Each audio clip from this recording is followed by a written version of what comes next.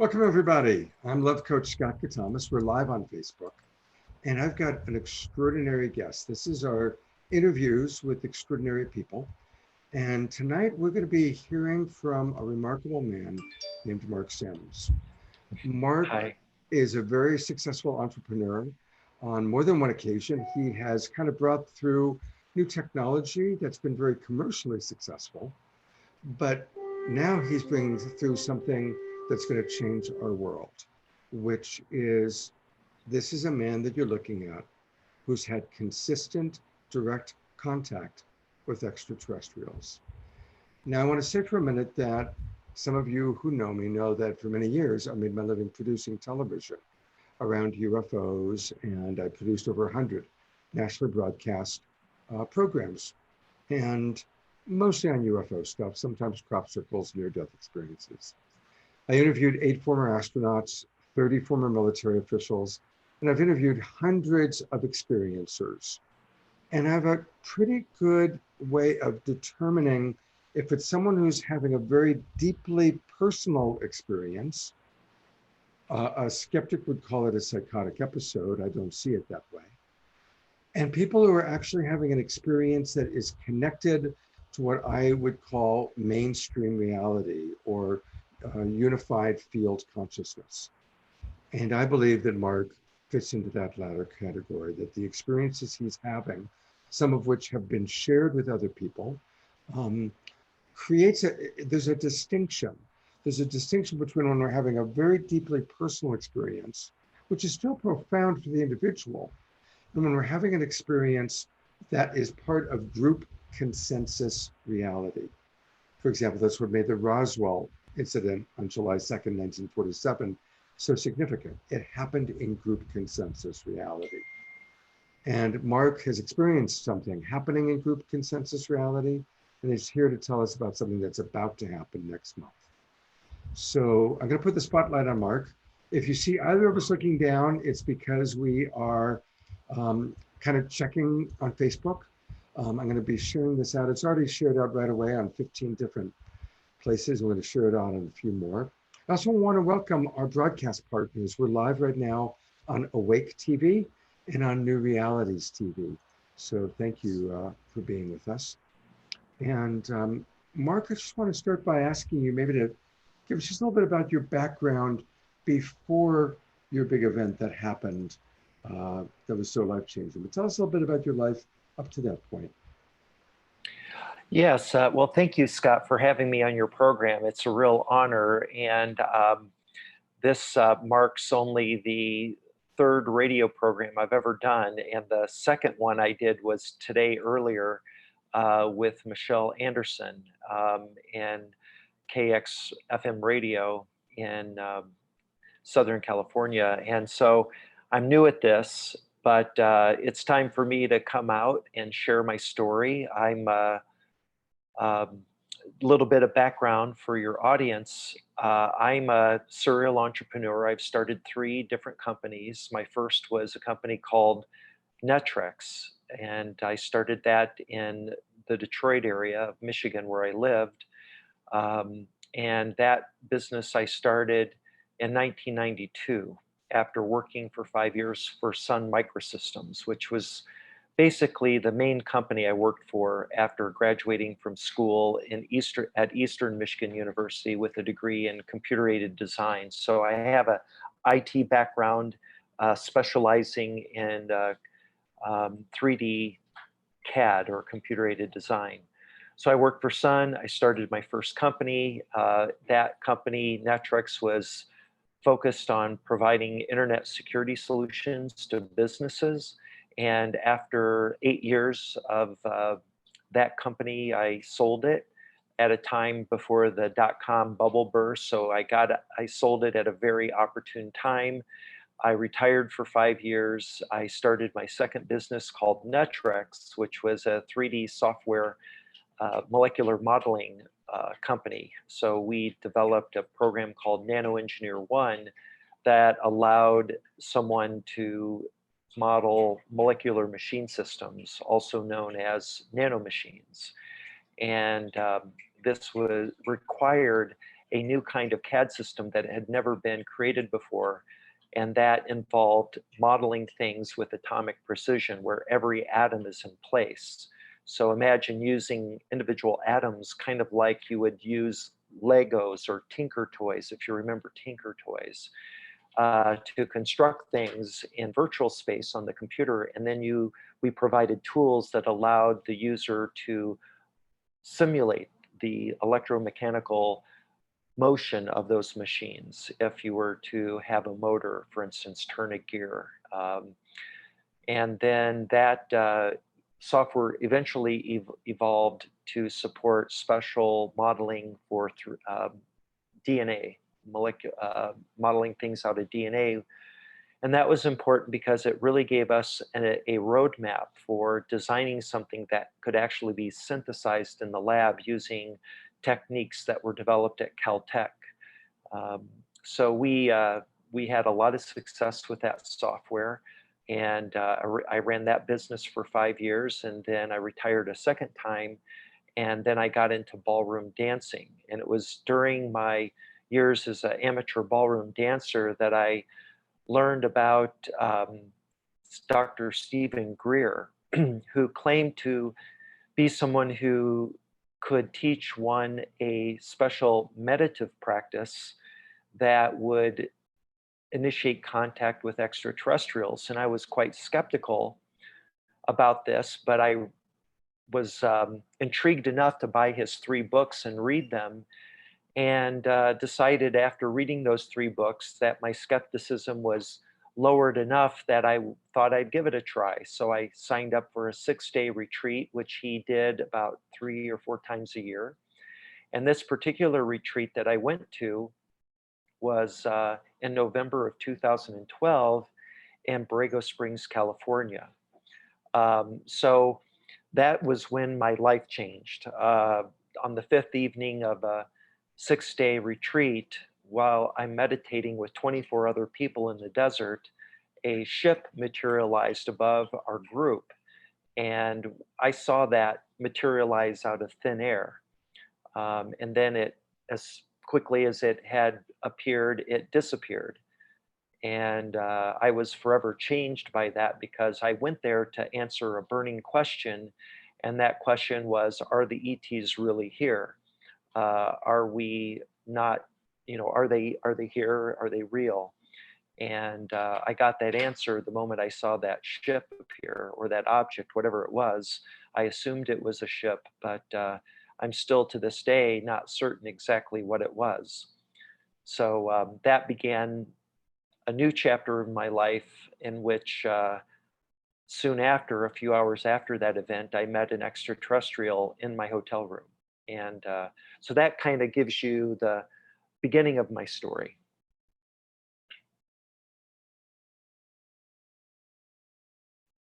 Sorry, I was muted there. So I wanted to say for a moment, come on in so people can see me. I'm very familiar with Dr. Greer.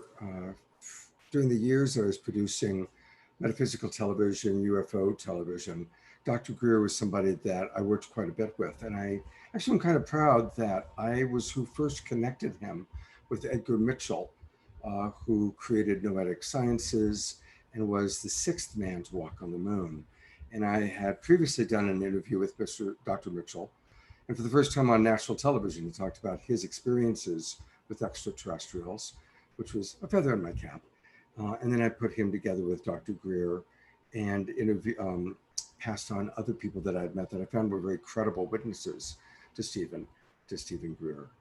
And very impressive, the work that Stephen Greer has been doing for many years, decades really.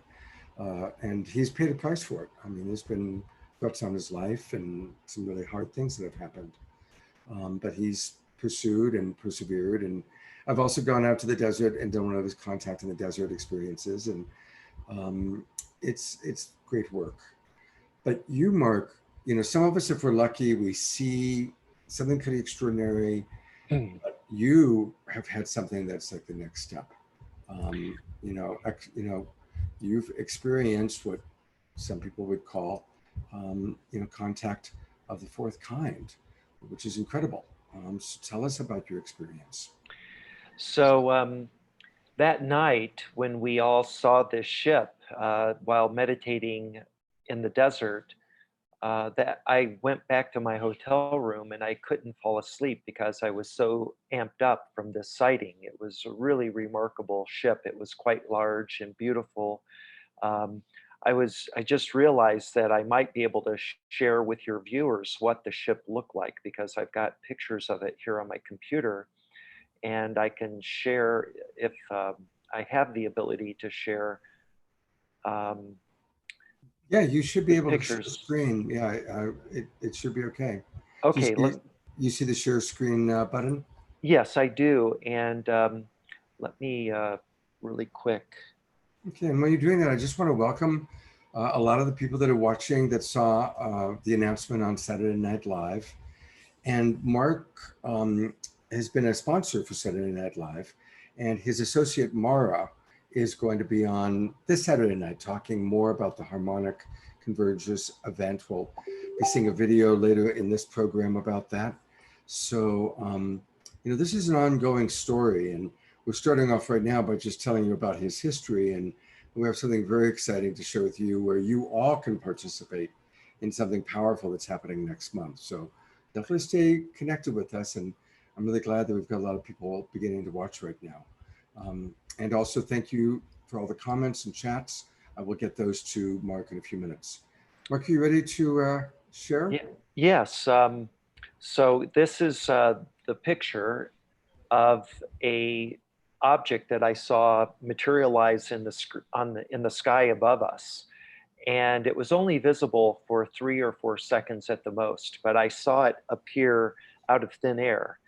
And it was above our group, and many of the group saw it. But because it was such a brief sighting and it wasn't directly overhead, it was to the east northeast of our circle of chairs. We were gathered in a circle. This appeared, and it was moving from the north to the south, and it was descending as well. And I immediately recognized it as a geodesic ellipsoid. My background being in computers and, well, computer aided design specifically, I was familiar with Buckminster Fuller's work and his invention of the geodesic dome. And this was a bit of a hybrid of that structure. And so I just want to point out that it's egg shaped or elliptical shaped object. It was three-dimensional, and it was made up of these facets that were triangular, and they were outlined by these lighter edges compared with the rest of the object. And then it had this very pronounced corona around it that I illustrate here in this rendering. This is not a photograph. This is just a rendering I did on the computer. So this is the thing that I saw. And when I went back to the hotel room later that night, I couldn't fall asleep because um, was so amped up over this sighting, and now the understanding that we are not alone. And not only are we not alone, but they're right there. And we happen to have, or seemingly have, summoned them through our meditative practice that we were learning from Dr. Greer. So it was a big life changing moment for me. And as I lay there in bed, as I lay there in bed, um, I began thinking about the possibility of doing the CE5 in the privacy of my hotel room, and just to see if I might be able to initiate contact in my hotel room. And Just I want to explain felt to people, a CE5 is kind of the technical term that Dr. Greer teaches of how to call in the energy, how to call in an extraterrestrial experience. Go ahead. that's right.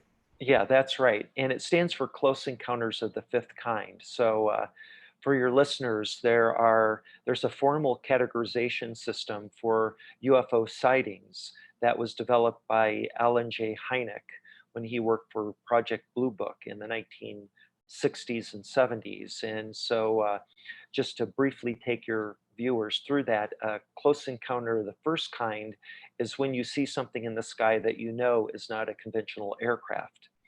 A close encounter of the second kind, also referred to as a CE2, is if that craft were to land and leave some physical evidence, like an imprint in the ground or a burn mark on the ground that it had actually been there.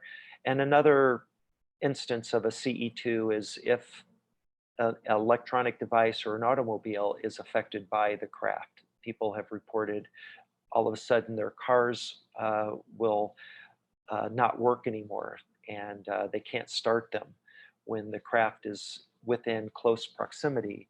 So those are all examples of CE2s. Close Encounter, the third kind, which the movie made famous, refers to contact initiated by extraterrestrials. So if a craft were to land and a door were to open and out popped an extraterrestrial initiating contact with you, that would qualify as a CE3. A CE4 is when a witness is taken aboard the craft, either asked to do so, or there are cases where people claim to have been abducted, taken aboard a craft, and then later returned. And that's a close encounter of the fourth kind. So Greer coined the term close encounter of the fifth kind to denote human initiated contact with extraterrestrial intelligence. And there was just a movie released just about 2 or 3 months ago by Dr. Greer that goes into this subject in great detail. So that was what we were there learning, this meditation protocol that involved a special mantra. And the mantra was a 3-syllable mantra in which you say, I'm Nama, but it has a tonality quality to it that Dr. Greer explained was very important. So instead of just saying, I'm Nama, you had to say it this way: I'm Nama, I'm Nama, I'm Nama. And you just repeat that over and over again. And the second part of the protocol involved a visualization technique that would um, would have you imagine that you were gradually floating above your location with a group or by yourself where you were located until you were floating way above the group and then out into space and then out into the far reaches of the galaxy. And then you would reverse that sequence. And so this was a technique we were trained to practice. And at first, it's kind of difficult. It's kind of like doing that thing where you rub your tummy and tap your head at the same time. But with practice, I became quite skilled at this. And it was explained to us that the I'm Nama mantra was like a signal sent out to the universe. You could call it with to universal consciousness to denote that you were requesting contact. But then the ETs needed some way to locate your physical location in space or in the universe, and that was done with this visualization technique. And together the two would help the ETs locate your whereabouts and show up when they were summoned. So I was very skeptical at the time, but because I had watched some of his videos and I had read his 3 books, this lowered my skepticism to a point that I felt I'd give it a try.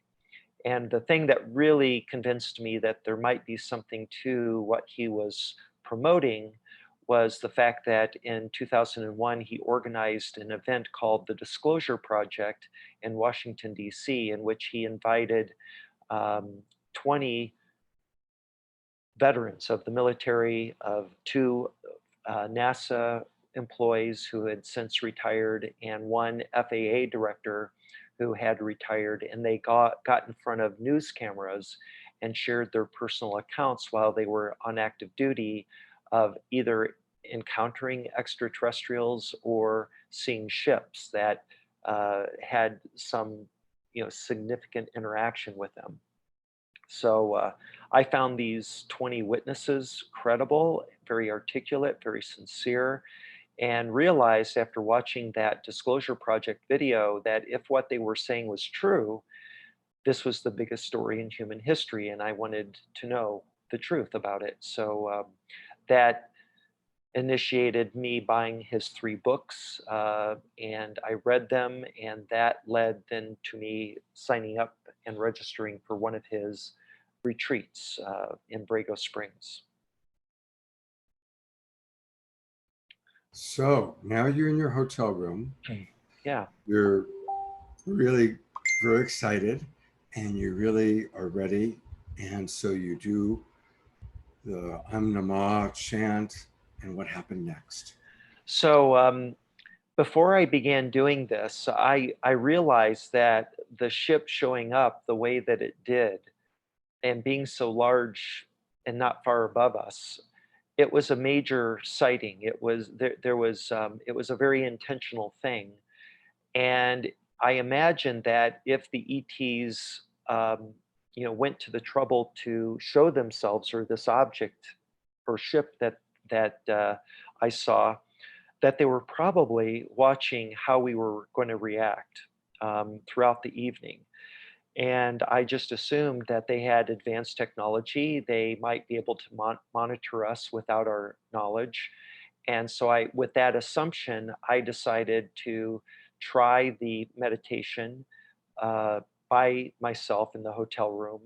But before I did so, I wanted to practice a greeting in the unlikely event that an ET would appear in my bedroom. So I thought about it, and I decided there were 3 things that I would like to say. Number one, that I was deeply honored and grateful for them to show themselves to me. Um, Number two, I wanted the intention to be known that I desired a relationship. I wanted to become friendly and learn from them, because there were people that Greer had shared stories about, including himself, who stated that they had initiated friendships that had lasted over years by doing the CE5 protocol. And I wanted that desire to be known. And then the last thing that I did in my greeting was I wanted to set the intention, or let it be known rather, that I was totally open to any experience that the ET decided to engage in with me. And so I decided to make the following statement. I completely trust you to do with me and my body anything that you wish.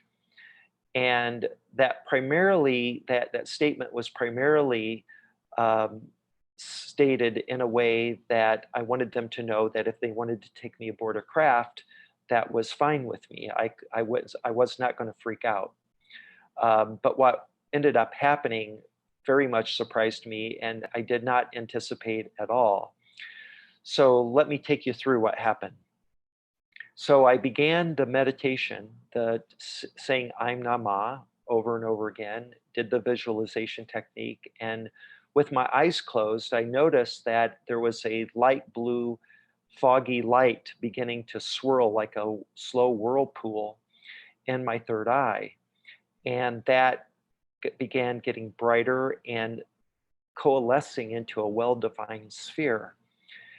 And then after it was this very bright, well-defined sphere was in my mind's eye, these rings of light came from outside into the light, like this.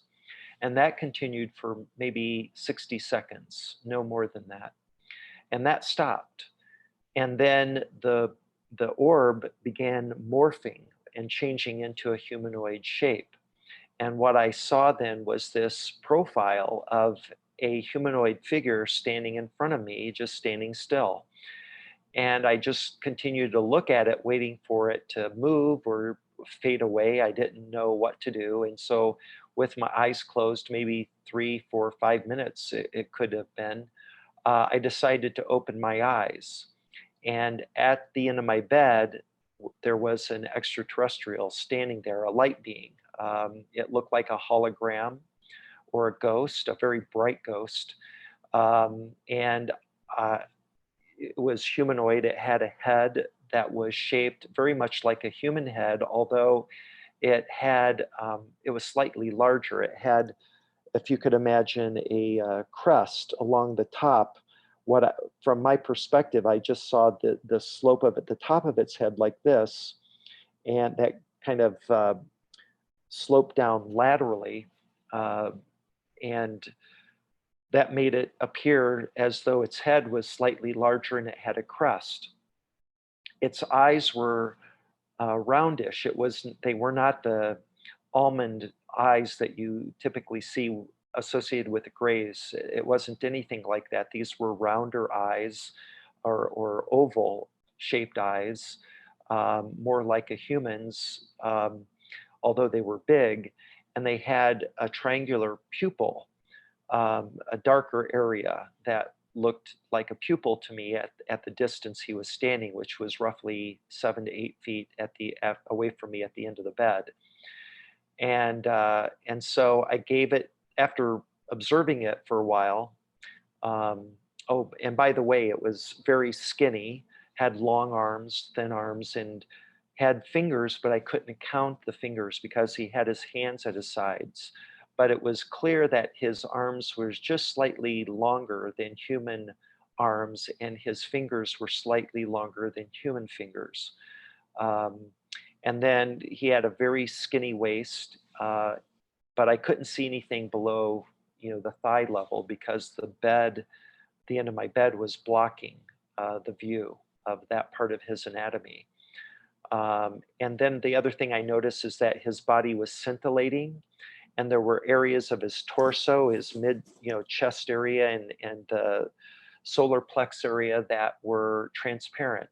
I could see through those areas, but the head was very bright, and I could not see through any part of his head.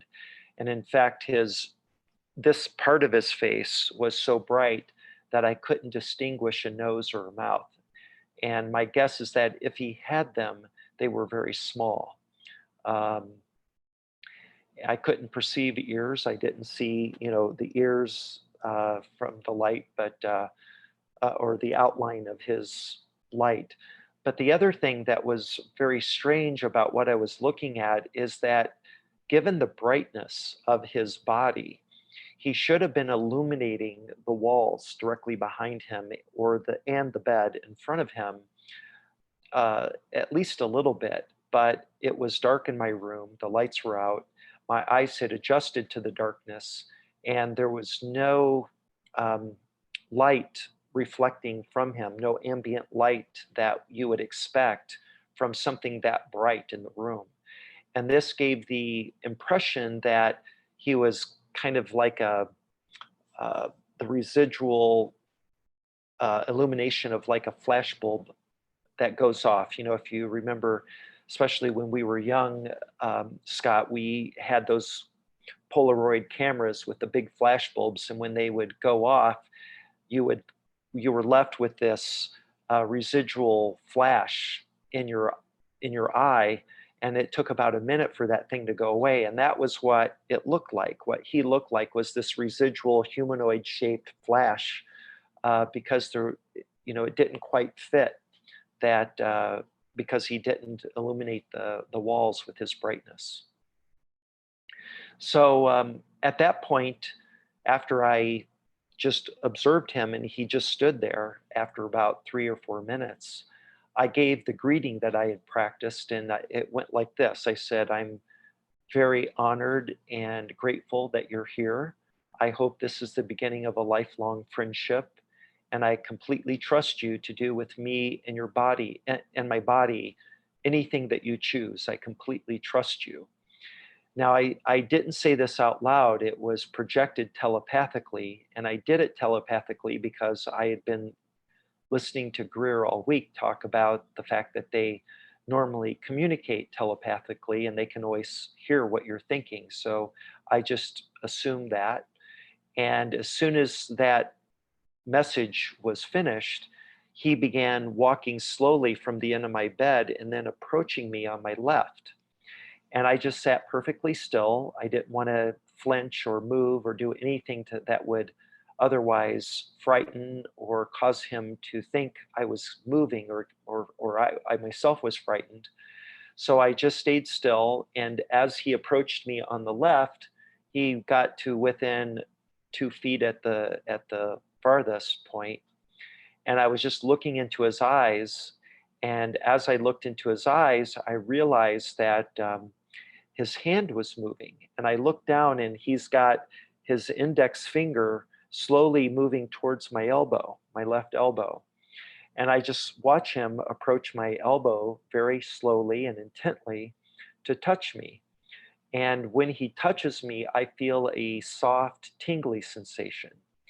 And then he continues to push his finger into my elbow, and I can actually feel it penetrating. And the feeling is this tingly, like pins and needles sensation now growing inside of my elbow.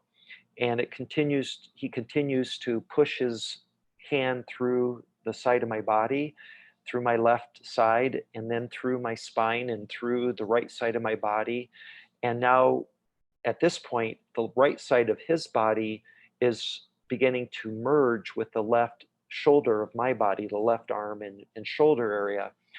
And this caused the tingly sensation to suddenly get intense. And I wasn't ready for that. I didn't anticipate it. And I began to freak out, frankly. I really wanted to jump up and jump away from this. But because I had just given him this greeting in which I told him I completely trusted him, I used all my willpower to sit still and force myself to ride it through. So I sat perfectly still as he continued to merge with me. And it was very intense, and I was really quite freaked out by it. But I stayed calm. And once he was completely submerged in my body, I just sat there. And after about a minute, that feeling began to dissipate. And eventually, I felt normal again, as though, I was, back to feeling the way I had before he entered my body. I want And to ask a quick question. First of all, this is sure. such an incredible story, and I love your level of detail. I've interviewed a lot of experiencers, and your level of memory of detail is really exquisite, Mark. And it's again, it's a sign that this really happened, And I'm curious, once he had merged with you, did you no longer have visual sight of him? In other words, kind of like he was there, then he merged with you, or was there still a visual sight? Well, I once he merged with my body, I never saw him again, and I frankly have never seen him since. Wow. Uh, but I've remained in communication with him, and to the present day, we have a very strong relationship. But at that time, I wasn't sure what happened to him, but I was left with this acute awareness that there was something inside of me, that there was this other being inside of me. And so I asked him my first question, and that is, "What's your name?" And using my vocal cords in my mouth and my lips, he said, "Tejaba," something similar to that. It was much more forceful and guttural. So that's a pretty weak imitation of it. But it was enough that you get the sense of what his name was. And so I tried repeating it. I said, "Tejbar," and he said, "No, Tejabar." And I said, "Spell it." And he said, "Tezjabar, Tejabar."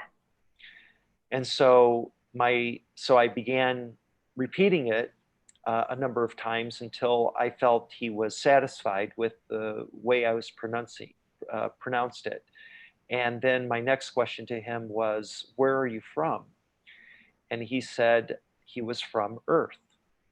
Now, this surprised me, of course, because he did not look like any Earth creature that I had ever encountered. And I had been hearing all week from Greer and some of the other senior experiencers that were there at the CE5 gathering, about ETs from other star systems, Sirius, the Pleiades, Arcturus, to name a few. Never had I read or had I heard of an extraterrestrial claiming to be from Earth. So I asked him if he could explain that, because he didn't look like any Earth creature I had ever seen. And he went on to explain that he had once been human, roughly 3,000 years ago, and when he died, he ascended to the astral realm. And so I asked him, um, so when you died as a human, you ascended to this place, the astral realm. It sounds like the Christian concept of heaven. Now, it's important for your listeners to know that I was a staunch atheist my entire adult life. I was 49 when this happened to me. And at the age of 20, I had converted to atheism. I was raised in a Christian family. We were not very observant, especially my parents, but my grandparents were very religious. And whenever I visited them as a young boy, which I did a lot, we always went to church on Sunday. So I had identified myself as a Christian as a young man, but when I became a young adult in college, I decided that I thought, God was not real, and that religion was a man-made construct primarily for the control of large groups of people through the dogma of sin and guilt. And so I had become quite a cynic as a young man of organized religions, and that remained my philosophy through my adult life until I met Tejbar. So he told me that he had lived in an area, as a human, he had lived in an area that we call Tierra del Fuego today, and that I would find it at the southernmost tip of South America. Now, I had never heard of Tierra del Fuego, so I stopped my interview and I got my computer out and I started Google Earth and I typed in Tierra del Fuego. I hit the search button, and you know how the Earth will rotate and zoom into the area that you want to search for. And I could see it heading down towards South America in the very southern tip. And when it finally zoomed in and finished rendering the detail of that part of South America, there was Tierra del Fuego in bold lettering in front of me on the screen, and it stunned me. It really, really surprised me. And it confirmed for me that I was not having an imaginary talk with myself, which had occurred to me at that point. I knew what I had experienced with this merging was very real. But after the feeling had gone away, I thought maybe he had just walked away and I had simply created some kind of alter ego or invisible friend, and I was just simply having a conversation with myself. So this for me was a major confirmation. And then before I put my computer away, I decided to Google the name Tejbar, spelled the way he spelled it. And to my surprise, there was a single hit. And it was a link to a a scanned Google book on the Google Library called, or written by a man named Jonathan Cooper, who was an anthropologist. And the book was published in 1916 by the Smithsonian Institute. And if you read the introduction to the book, it talks about this anthropologist, Jonathan Cooper, having been hired by the Smithsonian to go and study the indigenous tribes of Tierra del Fuego. And in the back section of this book that had been scanned electronically, there was a glossary, and there were a number of common words in the tribal native language that had been translated into phonetic English. And the word Tejbar, spelled Tezjbar, translated directly to forehead, which surprised me. So I put away my computer at that point and I continued my interview with Tejbar. And he went on to tell me that he had been a chieftain of a large tribe in the Tierra del Fuego area, and that when he died, he had ascended to a place called the astral realm. That was his name for it. And so my next question then was to him, is this what's going to happen to me when I die? Is, there an afterlife? Am I going to go to this astral realm that you speak of? And he said, no, not necessarily. What typically happens when a person dies is that they're reincarnated to continue their development, their learning and their spiritual development. And it's only when they meet certain criteria that they will ascend. And I asked him, well, what is that criteria? What's the requirements for ascension? And he wouldn't answer that question until the 13th and final day of our communion. So he explained to me that this experience I was having was a communion. And if you look up the definition in the dictionary for communion, the first and most common definition is the Eucharist from Catholicism. But the other definition is an intimate sharing of feelings and emotions between two people. And he explained that's the kind of communion we were experiencing, and that we formed a type of trinity. He claimed to be a celestial being, and I was a physical being with a soul that he called an astral body. And so we had merged together, creating the union of the physical body, the astral body, and he was a celestial body. And we spent quite a bit of time over the next 13 days going over the nature of these three bodies and how we evolve through this process of reincarnation, uh, and that our human stage is just one of many stages of our conscious evolution and physical evolution. Oof. I just want to ask everybody to take a couple of breaths because you're providing so much valuable information. And I also want to acknowledge a lot of the people that are watching.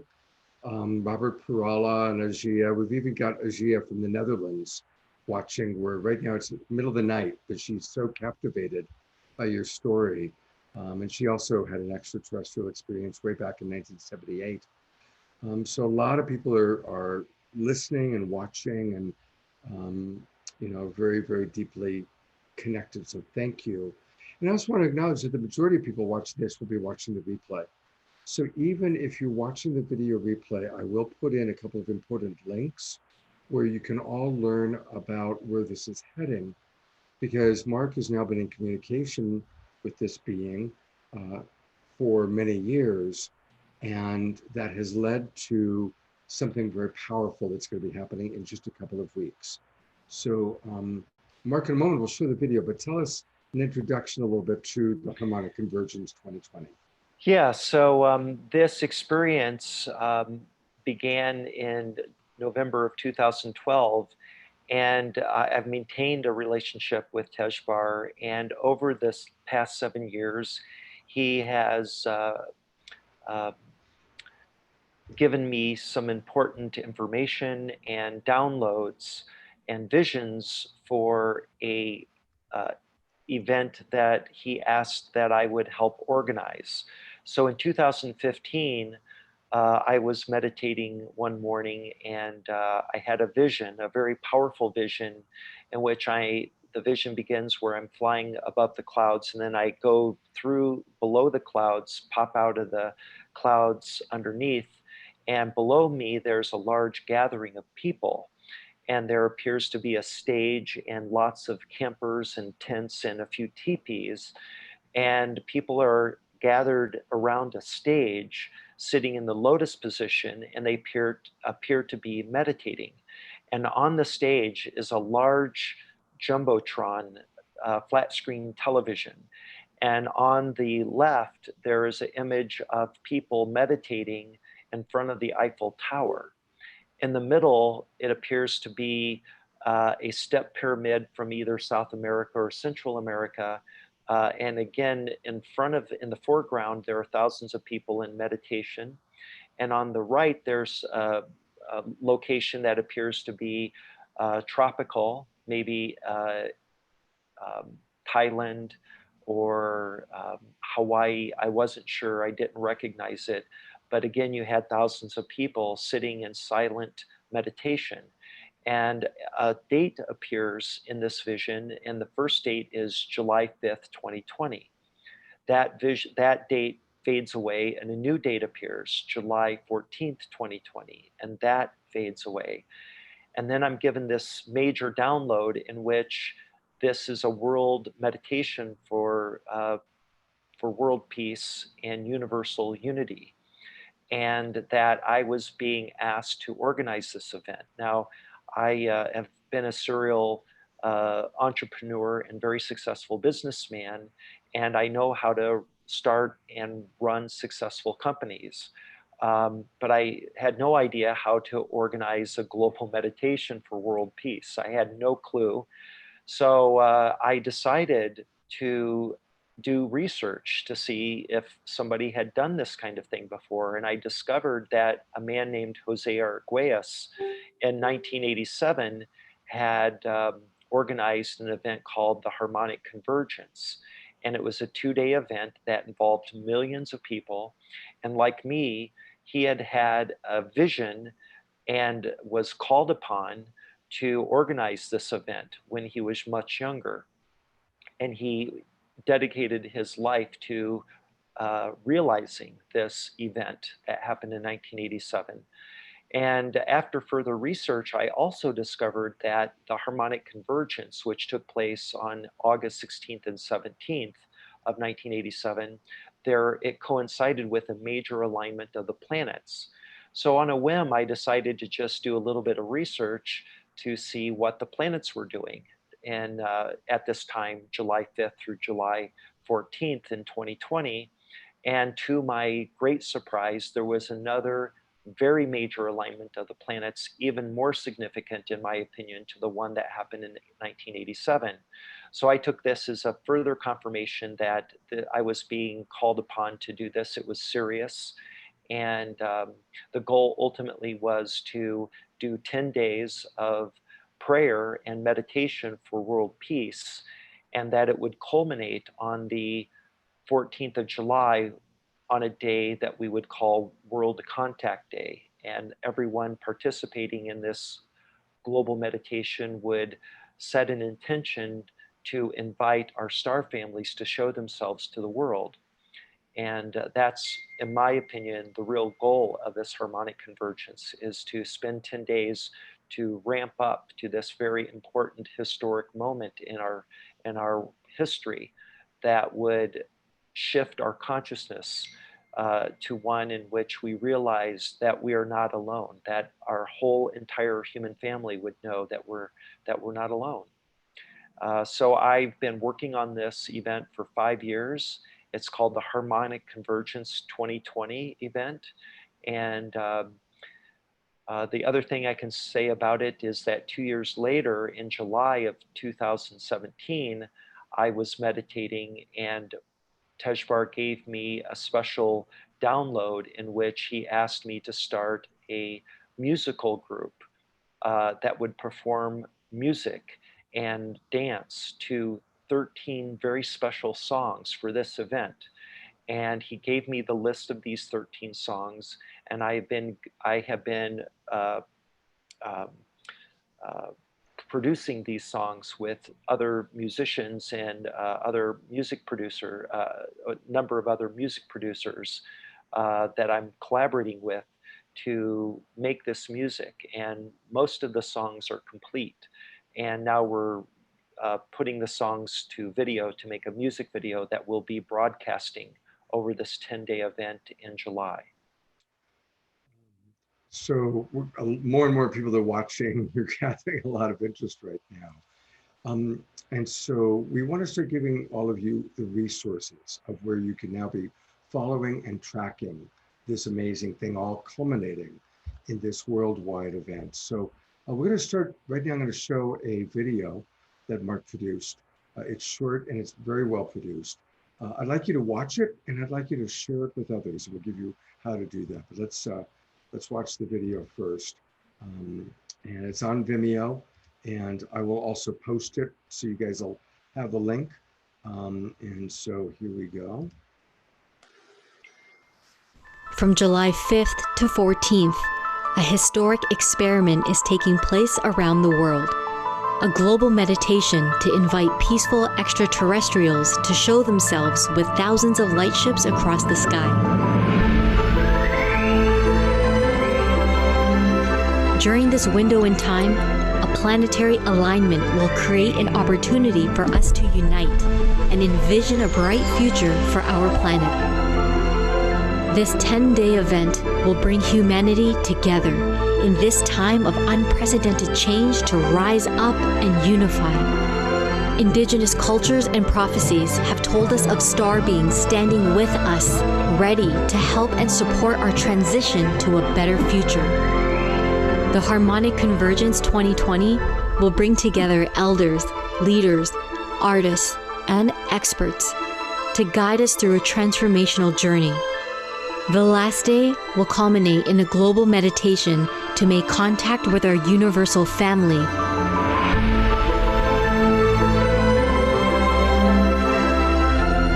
The impact of this collective experience could usher in a new era of unity, love, and reverence for all life. It is time for us to step up and take action to shape the future of this planet. We are human, and we are not alone.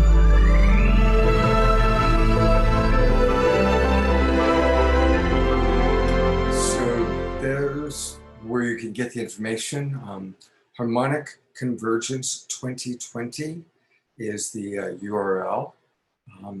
And again, I'll post it in the watch parties and all the different Facebook postings.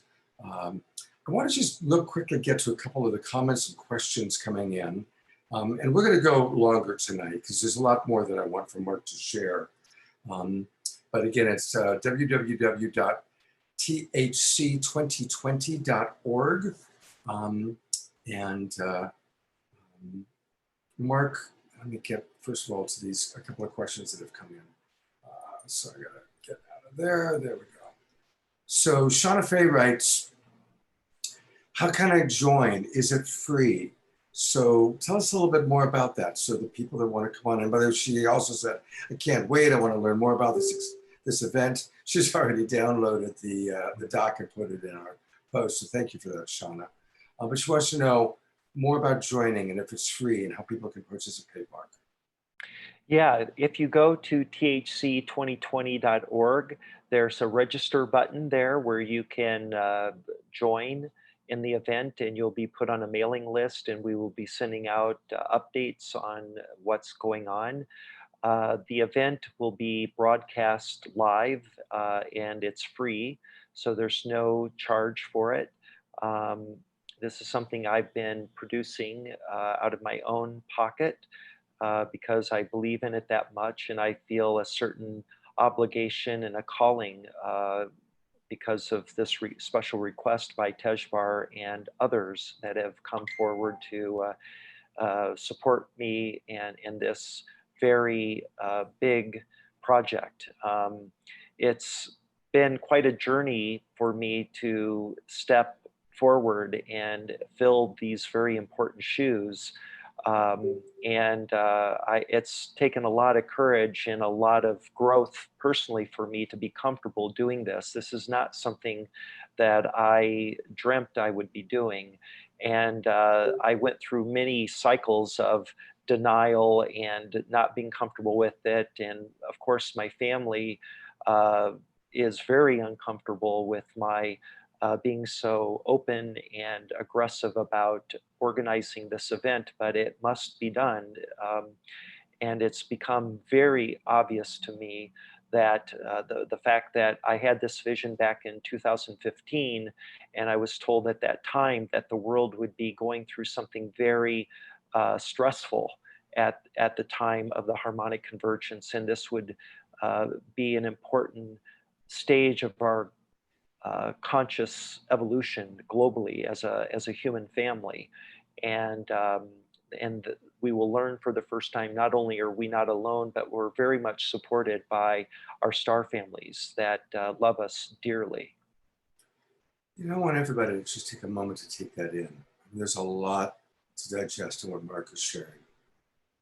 But imagine someone who started as an atheist, who is a scientist, who's an entrepreneur, very grounded, very business oriented, going this deep into an area that so many people can be judgmental around. And I just want to say, it kind of shows that the extraterrestrial intelligence that's chosen to merge with Mark was pretty wise, because they chose a businessman, an entrepreneur. But I want to also acknowledge, Mark, your dedication, because as I've gotten to know you this past month, the amount of time, the amount of money, the amount of resources that you've poured into your vision is extraordinary. I mean, you are all in. That's And right. a lot of the people that are commenting are saying, thank you, I resonate with this man, I believe this man. You'll see the comments and when we're done, Mark.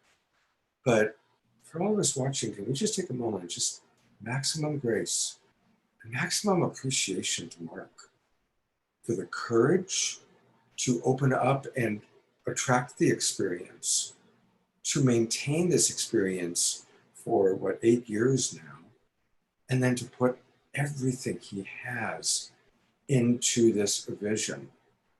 And how interesting, I mean, come on, none of us could have predicted a year ago what was going to be happening in this world. None of us would have predicted a pandemic that would have killed, 400,000 people around the world now, where it would be most fierce in the United States, where we would be basically sheltering at home and having to wear masks when we go out. Who would have predicted that? But he had that vision. That summer of 2020 is when this has to happen. The alignment of the planets, which actually does, from an astrological standpoint, really line up, no pun intended. So this is an incredible thing that's happening. It's very powerful. And if you want to learn more, I want to also direct us to Mark's personal website. He has written a book about it, and his personal website is marksims.com, marksims.com. And there's a lot of really important information where, again, you can share with people Mark's story. I mean, this is, a graduate of Harvard Business School, okay? And this is a really serious scientific entrepreneur who's had this incredible experience. And I want to say, again, from my experience, when I was, working with people that I found were the most profound witnesses, they were people like Dr. Edgar Mitchell, Gordon Cooper, who was one of the original Mercury 7 astronauts. He and I became friends because he had extraterrestrial contact. Often the most credible witnesses are people from the scientific community who actually were atheistic and not necessarily having religious visions, but having, again, experiences for the purpose of helping to usher this into group consensus reality. Anyway, I want to go back to the Mark Sims website, because Mark has written a book that's going to be available very, very soon. Tell us a little bit about the book, 13 Days with Tejbar. Well, the book is about my 13 days of communion with Tejbar and what I went through. It's a very personal story about the experience. Goes into a lot of detail about what Tejbar shared with me about the nature of consciousness and how consciousness evolves. So according to Tejbar, for example, before we become human, we have first had to have been many different types of animals. So the modus operandi at work to create a soul, a human soul, is reincarnation, and we come through the animal kingdom. That the ego, or the the soul that we think of begins its process of evolution in the as simple insects, as arthropods. And we go through these 4 stages of evolution as a soul before we reach the 5th stage, which is the human stage of our conscious evolutionary growth. So the first stage is arthropods, second stage is amphibians and reptiles and fish. Stage 3 is birds and waterfowl, and stage 4 is mammals and marsupials.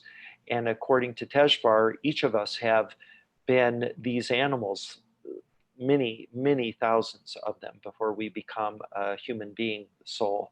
And this is how the soul evolves. So when the animal dies, or there's the physical death of an animal or a human being, it's not the end of that soul. It will find itself as a host in a new incarnation, and under these certain conditions, the soul will advance. So, for instance, all that needs to happen for an insect to advance to the next micro stage of its evolution, it just simply has to reach maturity and procreate. And if it does that, it doesn't have to reincarnate as that same animal again. So you go through many thousands of different types of animals in each stage, each of these 4 major stages, before you become human. And then when we're human, we go through many human lifetimes that are designed to help us grow spiritually. We learn lessons until we meet some requirement by which, if met, we can ascend to the 6th stage of our conscious evolution. And this is what Tejbar called the astral stage, that we have inside of our physical body, this energetic body or soul that survives death. And eventually, once we meet the criteria in the human form, we then can ascend like he did. So I asked him, what is the criteria for ascending to the next or major stage of our conscious evolution? And he said it was mastering unconditional love. So I asked him, well, what is that exactly? What is the criteria for mastering unconditional love? And he said simply, I can't tell you that, Mark. You have to learn it for yourself. And so I've been now on a 7-year mission to understand what he meant by that. And I just recently believe that I learned the real answer to what mastering unconditional love is really about. And there was a time for many years that I thought mastering unconditional love was just simply embodying the kind of love that comes when a parent loves a child. That, I'm a father. I have a 30-year-old daughter now who's a psychiatrist in Philadelphia. And, I have always been aware that there's nothing that she could do, no matter how bad her behavior would have been. I would always love her. I'd always be there for her no matter what. And I thought that was the kind of unconditional love that Tejbar spoke of, but it never quite fit. And so I kept reading on the subject of love and unconditional love and meditating on it. And I had a major breakthrough in February of this year, in which I hit the real heart of the matter. And that, I believe, is the fact that the kind of unconditional love that Tejbar was speaking of is unconditional love for yourself. So many of us as humans make mistakes that we regret, or we have guilt that we live with throughout our lives because of something we did wrong when we were younger or whatever, and we can never get beyond it. It's just something that holds us back, and it's a pain inside of us that it's a shame. It's a type of shame or guilt. And I believe mastering unconditional love is facing all those regrets, all the shames, that we've experienced, that we still feel guilt over, and forgiving ourselves and truly loving ourselves, not just forgiving ourselves for those things, but putting ourselves first in terms of having a set of ethical codes and morals that we live by, and not letting anything trample those. So often we concede our personal constitution of moral ethics and values to people we love because we think that's the right thing to do. That for an example, we have a spouse who says, well, I don't like that person. You can't be friends with that person anymore. And to make peace with your spouse or your partner, or to, just appease them, you agree to that. But that might be a friend that is very dear to you. And even though your partner may not like that person for whatever reason, they should never ask you to, or deny you from having and honoring that friend if they bring, happiness to your life. And as long as they're not hurting you, of course. And so that's the kind of compromises we make in relationships, where we put the wish of somebody we love who's very close to us above ourselves. And I think those are the kind of things that get to the heart of the matter of unconditional love. Mark, I want to read a few of the comments that are coming in, and then Shauna has sent another video she's suggesting we play. Deborah Haviland writes, I love that mastering unconditional love is how people ascend. Janice writes, unconditional love is the juice we all need to give ourselves and then to others. Yes. And I want to read actually a longer question and comment that came in from Joy Hart. Joy Hart is one of our love coaches, and she writes, this movement that you are organizing is confirmation to me. Yesterday in meditation, I heard, internalized, that it's time for us all to begin actively choosing to open to consciousness from extraterrestrial sources. Today, I've been planning what that would look like for me personally. And once I was done, I saw this video playing, and now here I am, hearing this movement. There's more, but I just want to say that I'm in alignment with this timing and movement, and so grateful for your share. And I think there's so much synchronicity that is happening right now. Of course, so many of you that are watching because of Love Coach Academy or Saturday Night Live. And as you know, and probably my primary teaching is that the meaning of life is we are here to learn to love, starting with ourselves. And I so appreciate what Mark said. And I think when he asked, well, what does unconditional love mean? I think it's because it's different for every one of us. When I did all the near-death experience documentaries that I did, what was consistent was that each person had their own unique lesson of unconditional love. I'm here to learn to love myself, even though I'm an alcoholic, or even though my father beat me, or even though my wife left me, or even though I lost my legs in the accident, or even though I'm overweight, or whatever it might be. Each person has their own unique challenge to learn to love themselves, and then, of course, to learn to love others. A couple of questions.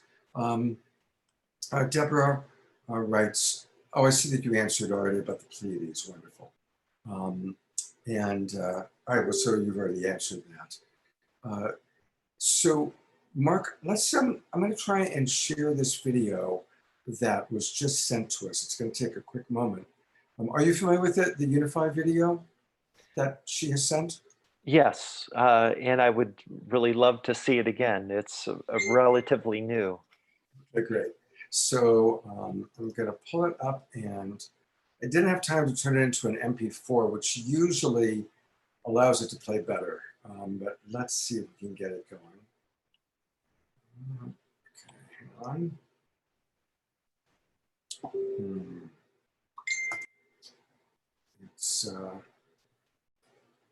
Let's get this going. Okay, hold on, everybody. It's going to be worth it. All right, let's see what we can do here. So, sharing screen. It's not the best way to do these things, but I think we can pull it off.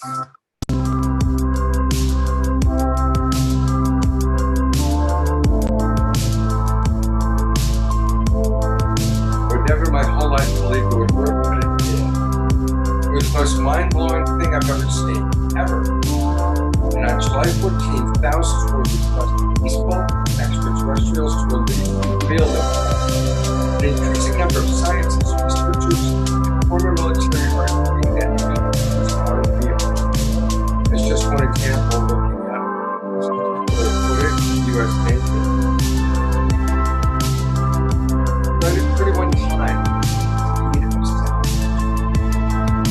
it's a time for humanity.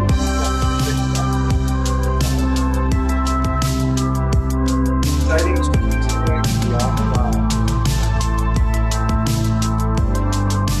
Despite Hollywood portrayals, those superstars often describe them as very in fact, the meditation leads to a state of love, suggesting that universal love and open curiosity are the conditions of productive contact. So to see UFOs in mass trigger a global community consciousness. 30,000 people have used this meditation to prepare for contact. A high number of these events have resulted in UFO sightings, even direct contact with friends, like Martin's.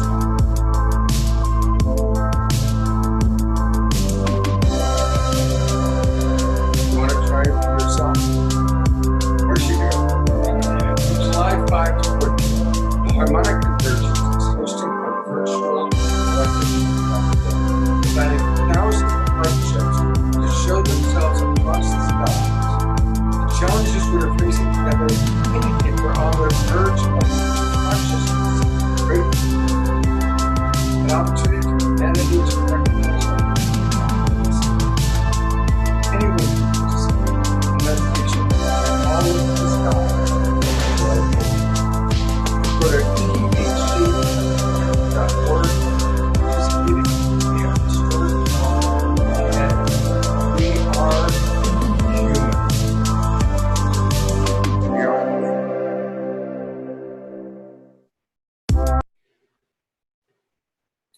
That is a beautiful video. I decided to read it because a lot of people are listening, so that's why I wanted to read so people could follow. You can go back and we'll post the link to this video as well. Mark, what would you like to share next with people? Well, I invite you all to go to thc2020.org and register and read what's on the homepage. There's a lot of information about what's going to happen on the 10 days of the Harmonic Convergence. Each day has a theme, so you can read about that, and you can also read about the history of the Harmonic Convergence and the relationship between what happened in 1987 with what's going on in July. So we hope that you will register and join us. Just real briefly, we will be we plan on holding 2 20-minute meditations for over this 10-day period.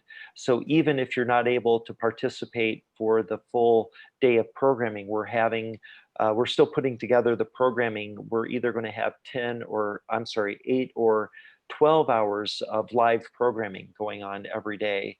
And we're interviewing luminaries such as Nassim Haramein, and others of his ilk. We're interviewing contactees, people who claim to have had contact like myself, and we'll be talking with others that like indigenous elders who will share their stories about their connection to the stars and to the star people.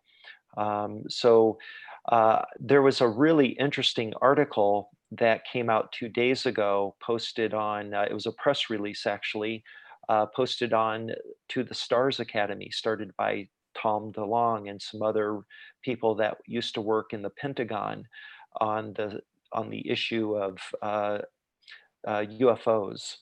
And many people who follow the UFO phenomenon are familiar with Tom DeLonge. He was a famous musician who retired and got into the UFO phenomenon. and started this organization called To the Stars Academy. 2 days ago, they made a press release in which they announced that they are doing a 6-part film series where they're interviewing an indigenous elder from the Sioux tribe.